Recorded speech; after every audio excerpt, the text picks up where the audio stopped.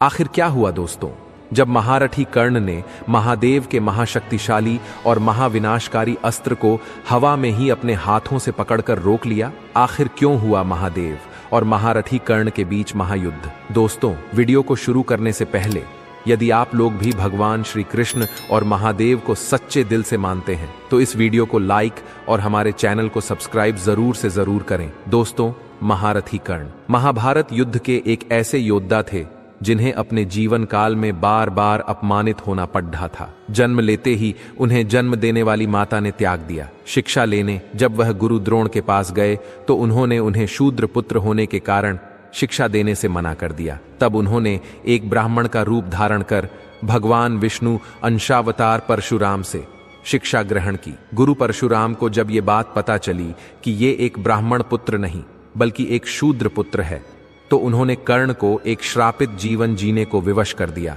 दोस्तों, ये तो सभी जानते हैं कि महाभारत के युद्ध में सबसे शक्तिशाली योद्धा कोई थे तो वह भीष्म पितामह कर्ण और अश्वत्थामा थे।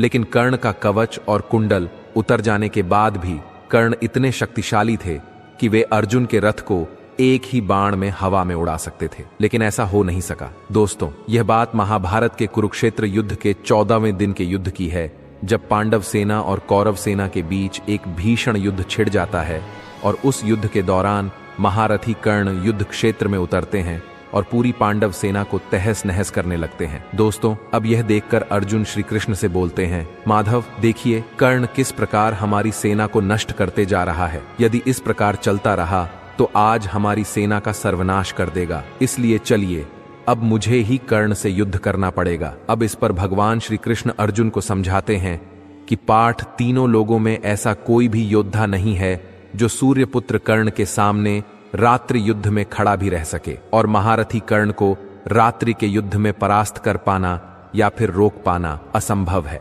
जिसके बाद श्री कृष्ण मायावी राक्षस घटोत्कच का आवाहन करते हैं और उसको कर्ण से युद्ध करने का आदेश देते हैं, क्योंकि रात्रि के समय राक्षसों की शक्ति हजारों गुना बढ़ जाती है।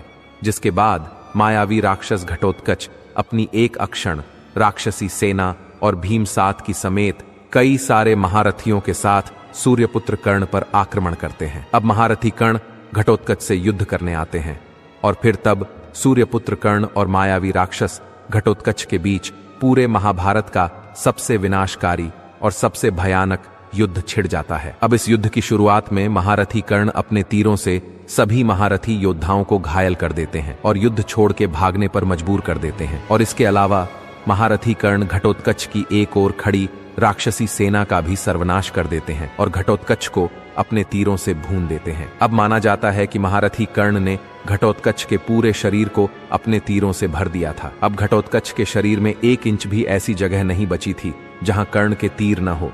अब कर्ण को अपने ऊपर हावी पड़ते देख और अपने प्राण बचाने के लिए मायावी राक्षस घटोत्कच अपनी राक्षसी माया का प्रयोग करना शुरू कर देता है और वह कर्ण के ऊपर लगभग 1000 से ज्यादा राक्षसी माया का प्रयोग करते हैं। वह कभी गायब होकर युद्ध लड़ते, कभी बादल बन जाते, कभी पर्वत बन जाते और कभी आकाश में जाकर कर्ण के ऊपर अनगिनत अस्त्रों और शत्रुओं की वर्षा करने लगते। परंतु युद्ध में छल और माया का प्रयोग करने के बाद भी घटोत्कच कर्ण को युद्ध में रोक नहीं पाते और सूर्यपुत्र कर्ण अपनी धनुर्विद्या के दम पर घटोत्कच की 1000 से भी ज्यादा राक्षसी माया को नष्ट कर देते हैं।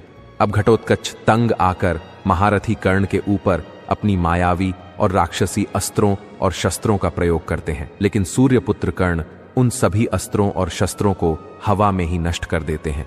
अब अंत में घटोत्कच कर्ण के ऊपर एक दिव्य चक्र का संधान करते हैं। दोस्तों, माना जाता है कि वे चक्र भगवान श्री कृष्ण के सुदर्शन चक्र के बाद पूरे संसार का दूसरा सबसे शक्तिशाली और सबसे विनाशकारी चक्र था। परंतु महारथी कर्ण ने बड़ी आसानी से अपने आम तीरों से ही उस दिव्य चक्र को हवा में ही नष्ट कर दिया। दोस्तों, ये तो सभी जानते हैं कि कर्ण जैसा योद्धा अपनी दान वीरता के लिए जाना जाता है।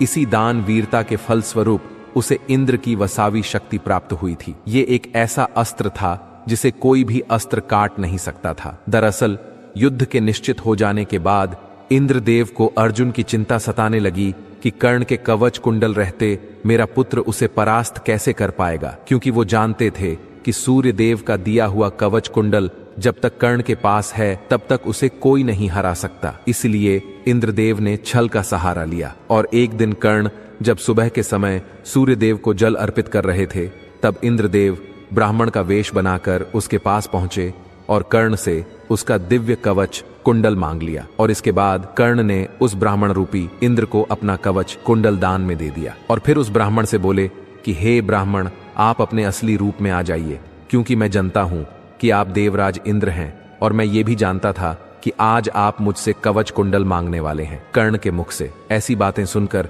देवराज इंद्र उसी समय अपने असली रूप आ गए और बोले कि हे कर्ण, तुम्हें मेरे बारे में किसने बताया, और जब तुम जानते थे तो आज सूर्य को अर्घ्य दिया ही क्यों? तब कर्ण ने कहा कि हे देवेंद्र, मुझे ये सारी बातें मेरे पिता सूर्य ने रात में बताई और मुझे सुबह अर्घ्य देने से मना भी किया, परंतु हे देवेंद्र, अब आप ही बताइए कि मैं अपने धर्म से विमुक्त कैसे हो सकता था। तब इंद्रदेव ने कहा कि हे कर्ण, तुम महान हो। इस दुनिया में आज तक तुमसे बड्ढा दानी न कभी हुआ है और न पृथ्वी के अंतकाल तक कोई होगा। आज के बाद महादानवीर कर्ण नाम से तुम जाने जाओगे।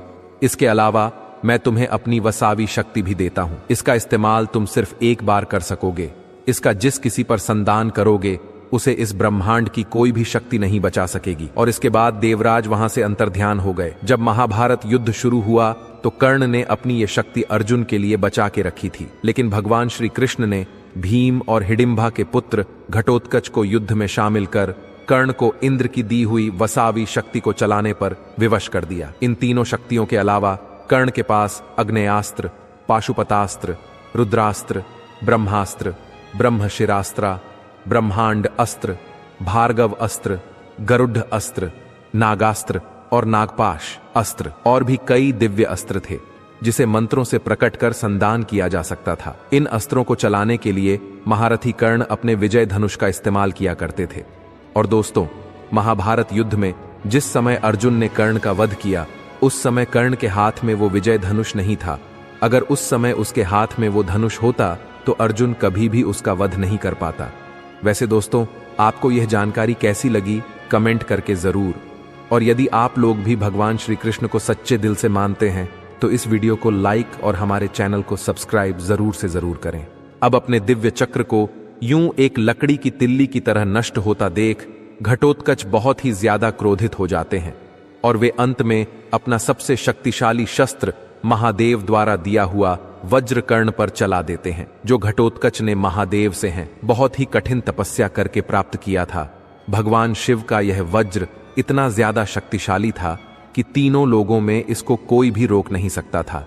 यहां तक कि देवता और देवताओं के राजा देवराज इंद्र भी इस वज्र को रोकने में असमर्थ थे। अब घटोत्कच क्रोध में भर के पूरी शक्ति से कर्ण के ऊपर भगवान शिव का यह वज्र चला देते हैं, जिसे देख महारथी कर्ण अपने धनुष को रथ में रखते हैं और रथ से नीचे कद जाते हैं और वह भगवान शिव के उस वज्र की ओर दौड़ते हैं और उसको हवा में ही अपने खाली हाथों से पकड़ लेते हैं। दोस्तों, इसे देखकर देवता भी आश्चर्यचकित हो जाते हैं। फिर उसके बाद महारथी कर्ण उस वज्र को वापस घटोत्कच के ऊपर ही फेंक देते हैं। फिर घटोत्कच रथ से कूदकर अपनी जान बचाते हैं और वह वज्र घटोत्कच रथ, घोड़े और सारथी को भस्म कर देता है और धरती में समा जाता है।